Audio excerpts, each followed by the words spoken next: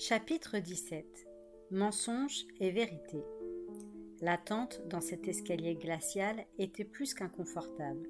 Au bout d'un long moment, j'estimais que la nuit avait dû faire place au jour. J'avais la bouche aussi sèche qu'un morceau de carton et mon estomac criait famine. Combien d'heures devrais-je encore passer ici avant que mon maître se manifeste? Et s'il était trop malade pour se déplacer? Je commençais alors à m'inquiéter pour Alice. Si c'était elle qui venait aux nouvelles, elle croirait la Lamia emprisonnée dans la cave. Elle ne pourrait deviner qu'elle se promenait dans la maison.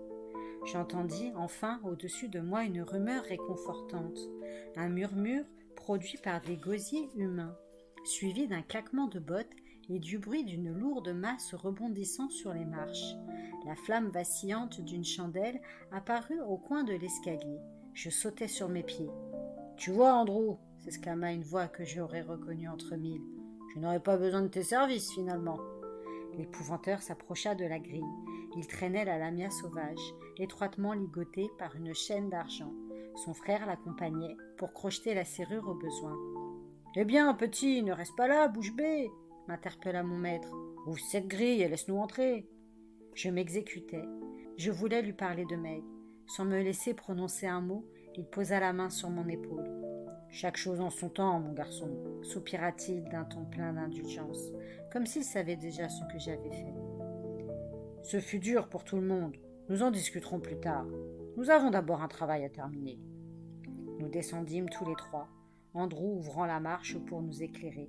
À la vue de la sorcière vivante, il s'arrêta net, et la chandelle se mit à trembler dans sa main. « Passe la lumière au petit, » lui dit l'épouvanteur. « Mieux vaut que tu ailles accueillir le maçon et le forgeron. Ils ne vont pas tarder. » Andrew me tendit la chandelle et remonta avec un soulagement non dissimulé. Quelques instants plus tard, nous étions au fond de la cave, sous la voûte tapissée de toiles d'araignée. L'épouvanteur se dirigea droit vers la fosse de la lamia, dont les barres tordues bâillaient assez largement pour laisser la créature retourner dans les ténèbres. « Lève ton bâton et tiens-toi prêt, » m'ordonna-t-il. Je me plaçai à côté de lui, ma chandelle éclairant l'ouverture du puits, mon bâton de sorbier fermement serré dans ma main gauche. L'épouvanteur suspendit la lamia au-dessus du trou béant.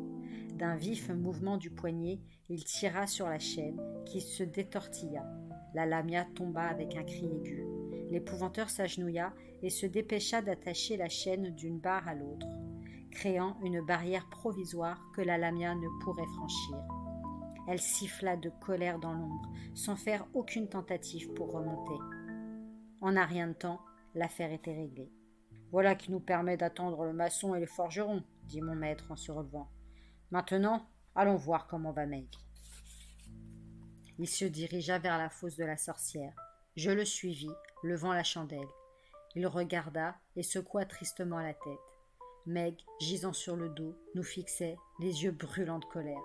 La chaîne qui lui fermait toujours la bouche l'empêchait de parler. « Je suis désolée, dis-je. Vraiment, je... » L'épouvanteur me fit signe de me taire. « Garde ta salive, petit.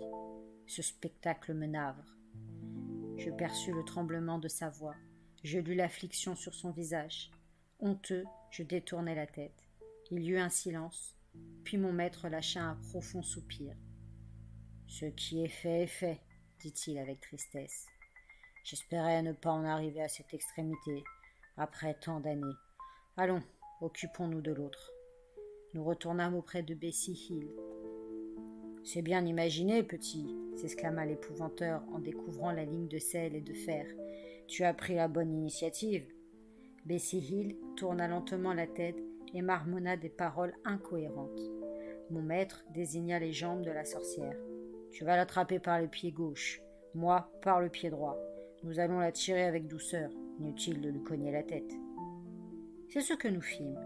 Je trouvais cette tâche extrêmement désagréable. Le pied de la sorcière était froid, visqueux. Elle ne cessait de cracher et de renifler. Par chance, ce ne fut pas long. Elle fut vite de retour dans son trou. Il n'y avait plus qu'à sceller de nouveau les barres de fer, et elle serait hors d'état de nuire pour longtemps. Nous restâmes ensuite muets un moment. Je supposais que l'épouvanteur pensait à Meg, puis nous entendîmes des bruits de voix et de pas. « Voilà le maçon et le forgeron, » lança mon maître. « Je voulais te demander de t'occuper de Meg, mais ce ne serait pas juste. Je ne me déroberai pas à mon devoir. Remonte dans la maison et allume un bon feu dans chacune des pièces du rez-de-chaussée. Tu as bien agi. Nous discuterons de tout cela plus tard. Dans l'escalier, je croisai les deux ouvriers. Monsieur Grégory est en bas, leur dis-je. Ils acquiescèrent d'un signe de tête. Ce qui les attendait ne semblait guère les réjouir. Pourtant, il fallait bien que ce fût fait. Lorsque je redescendis pour annoncer à mon maître que j'avais allumé les feux, il avait récupéré ma chaîne d'argent et me la tendit sans un mot. Le muret de pierre avait été mis en place autour de la fosse et les barres solidement scellées. Malgré l'affliction que cela avait dû lui causer, l'épouvanteur avait accompli sa tâche. Il lui avait fallu presque une vie pour s'y décider. Meg était désormais entravée, comme n'importe quelle autre sorcière. Nous étions déjà au milieu de l'après-midi lorsque le maçon et le forgeron quittèrent enfin les lieux. L'épouvanteur refermait la porte derrière eux et se tourna vers moi en se grattant la barbe. « Tu as encore un travail à faire avant qu'on déjeune, petit. Nettoyer le carnage, là-haut. » Malgré ce que je venais de vivre, je n'avais pas oublié le grimoire. J'avais toujours en tête les menaces de Morgane contre mon père. C'était donc le moment ou jamais. Aussi, tremblant à l'idée de trahir mon maître, je m'armai d'un seau, d'une serpillière et d'un balai et montai au grenier. Je rabattis le carreau de la lucarne et me dépêchai de balayer. Lorsque j'en aurais terminé, il ne me faudrait guère de temps pour forcer le secrétaire, m'emparer du grimoire et le dissimuler dans ma chambre. À ma connaissance, l'épouvanteur ne montait jamais au grenier. Je pourrais remettre le volume à Morgane sans qu'il se rende compte de sa disparition. Ayant débarrassé le plancher de toute trace de plumes et de sang, je m'approchai du secrétaire. Bien que ce fût un meuble de belle fabrication, il ne serait pas difficile à ouvrir. Je tirai de ma poche le petit pied de biche et l'introduisis sous l'abattant. À cet instant, j'entendis des pas. Pris en flagrant délit, je sursautai et découvris mon maître dans l'embrasure de la porte, l'air aussi furieux qu'incrédule. « Eh bien, petit, qu'est-ce que tu fabriques ?»« Rien, fis-je. Je nettoyais juste ce vieux bureau. »« Ne mens pas. Il n'y a rien de pire au monde qu'un menteur. Voilà donc pourquoi tu es retourné dans la maison. La fille n'y comprenait rien. » Plein de honte, j'avouai en baissant la tête. Morgane m'a ordonné de lui apporter le grimoire caché dans ce bureau. Je dois le lui donner mardi soir, dans la chapelle du cimetière. Je suis désolée, vraiment désolée. Je ne voulais pas vous trahir, mais si je ne lui obéis pas, il se vengera sur mon père. « Sur ton père ?» répéta l'épouvanteur en fronçant les sourcils. « Quel mal Morgane peut-il faire à ton père ?»« Mon père est mort, monsieur Grégory. »« Je le sais, la fille me l'a dit hier soir. La nouvelle m'a attristé. »« Morgane convoque l'esprit de papa. Il le tourmente et... » L'épouvanteur leva la main. « Calme-toi, petit. Cesse de bafouiller et raconte-moi tout. Comment est-ce arrivé ?»« Il m'a enfermé dans sa chambre, à la ferme. Il a évoqué l'esprit de sa sœur et lui a ordonné d'appeler mon père. C'était bien lui, j'ai reconnu sa voix. Morgane lui a fait croire qu'il était en enfer. Il a recommencé à Adlington. J'ai de nouveau entendu papa dans ma tête. Morgane continuera de le torturer si je n'obéis pas. Je suis revenu pour prendre le grimoire. Lorsque je suis entré dans le grenier, la lamia était là, repue du sang des oiseaux. J'ai dévalé les escaliers, pris de panique. Meg m'attendait en bas. J'ai lancé ma chaîne. Je l'ai manquée et je me suis cru perdu. « Oui, cela aurait pu te coûter la vie, » dit mon maître, secouant la tête d'un air désapprobateur. J'étais désespérée. Ne t'avais-je pas recommandé de rester à distance de Morgane ? Tu aurais dû tout me raconter et ne pas t'introduire ici pour voler sur l'ordre de cet individu. Le mot voler me fit tiquer. Certes, c'était bien ce que je m'apprêtais à faire. Entendre mon maître m'accuser me blessait pourtant cruellement. Je ne pouvais pas. Mec, vous tenez enfermé. Et puis, c'est vous qui ne m'avez rien raconté, rétorqua-je avec colère. Comment pourrais-je vous faire confiance, sachant que vous gardez de si terribles secrets ? Vous m'avez dit que Morgane était le fils de monsieur et madame Hertz. Faux, c'est le vôtre, le 7e fils que vous avez eu avec Emily Burns. J'ai agi ainsi parce que j'aime mon père. Votre fils ne le fera pas pour vous. Il vous hait. Il veut vous détruire. Il vous traite de vieux fou. J'avais conscience d'aller trop loin, mais l'épouvanteur se contenta de me regarder avec un sourire ironique. Certes, il n'y a rien de pire qu'un vieux fou, et je l'ai été, grommela-t-il. Quant au reste, ses yeux verts étincelèrent, et il me fixa durement. Morgan n'est pas mon fils, c'est un menteur, lança-t-il soudain, en abattant violemment son poing sur le bureau. Le visage blême de colère, il continua. Menteur il était, menteur il est, menteur il restera. Il a seulement tenté de te manipuler en te brouillant les idées. Je n'ai pas d'enfant, je l'ai parfois regretté. Et si j'en avais un, crois-tu que je le renierais? Ton père aurait-il renié l'un de ses fils? Je secouai négativement la tête. Veux-tu entendre toute l'histoire? Est-ce tellement important pour toi? J'acquiesçai. Oui, il est vrai que j'ai pris Emily Burns à l'un de mes frères. Ma famille a été profondément mortifiée. Mon frère surtout.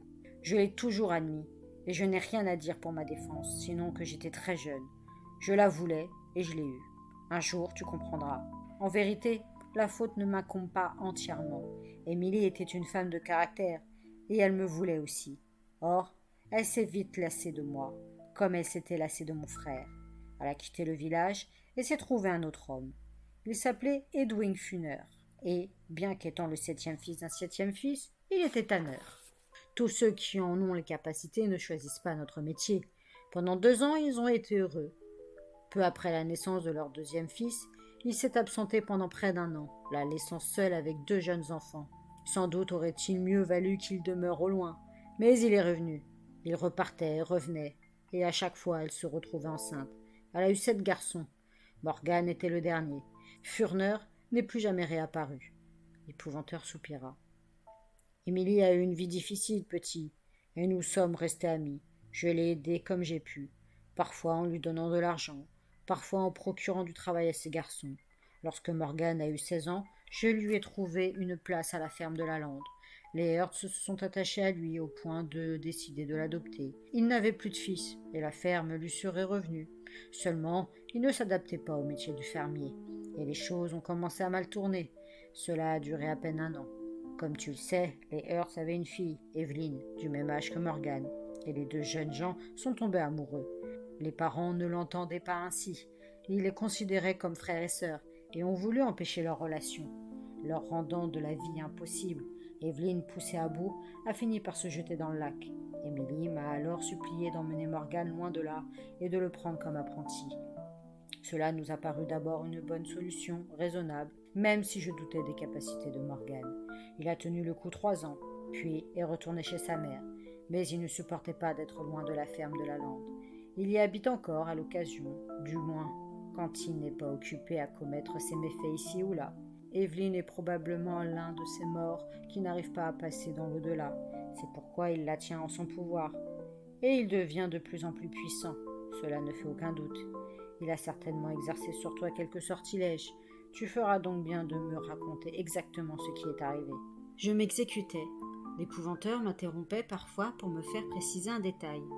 J'entamais mon récit par ma rencontre avec Morgan dans la chapelle du cimetière, au bout de la lande, et l'achevais avec notre conversation devant la tombe d'Emily Burns. « Bien, fit mon maître. J'y vois plus clair. Comme je te l'ai dit, Morgan est fasciné par cet ancien tumulus. À force de creuser, on finit toujours par trouver quelque chose. Quand il était mon apprenti, il a découvert là un coffre scellé contenant un grimoire. Dans ce grimoire est noté le rituel permettant d'invoquer Golgoth. C'est ce qu'il a tenté. Heureusement, je suis intervenu à temps. Que serait-il arrivé s'il avait réussi ? Demandai-je. Je préfère ne pas l'imaginer, petit. Une seule erreur dans le rituel, et il serait mort. Ce qui aurait été préférable. Il a suivi les instructions du grimoire à la lettre, en traçant un pentacle sur le sol de sa chambre à la ferme, une étoile à 5 branches dans 3 cercles concentriques. S'il avait achevé la récitation du rituel, il aurait été en sécurité à l'intérieur du pentacle, tandis que Golgoth aurait pu se matérialiser et parcourir librement le comté. Or, ce n'est pas pour rien qu'on l'appelle le Seigneur de l'hiver. Des années se seraient écoulées avant qu'on revoie un été. La famine et un froid mortel auraient été notre lot.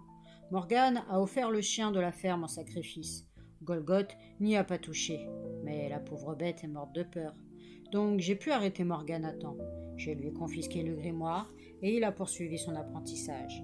Sa mère et moi lui avons fait jurer de ne plus jamais évoquer Golgoth. Emily a toujours espéré que sa confiance ne serait pas trahie, et par amitié pour elle, j'ai donné toutes ses chances au garçon. Malheureusement, Il avait accompli une partie du rituel.